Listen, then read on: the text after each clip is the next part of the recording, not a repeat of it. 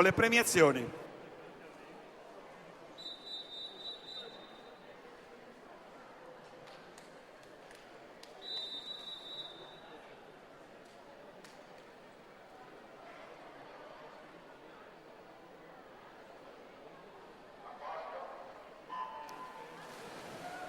Premiazione 200 Miss Juniores, anno di nascita 1999.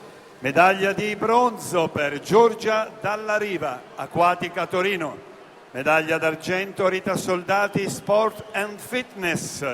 Medaglia d'oro Sofia Guarinelli, Sport and Fitness.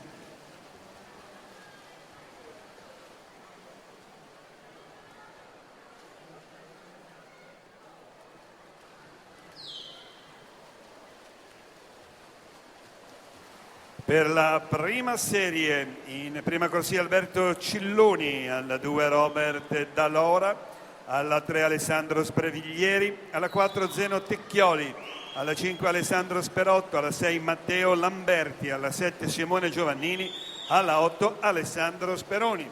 È stato ritrovato il tesserino federale di Caterina Treccani, la nuotatrice lo può recuperare presso la postazione microfonica.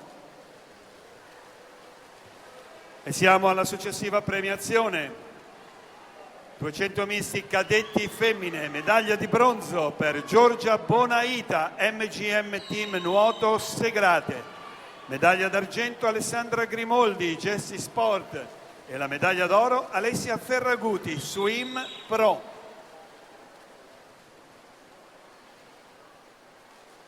Ripeto dunque Ferraguti, Grimoldi e Bonaita nell'ordine sui gradini del podio.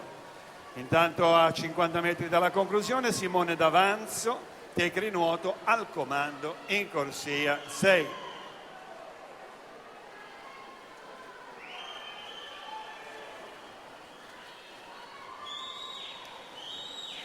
Eccoci dunque alle battute conclusive. Simone D'Avanzo, Tecri Nuoto, va a completare 2:01:31, tempo che gli consente di salire al comando delle operazioni.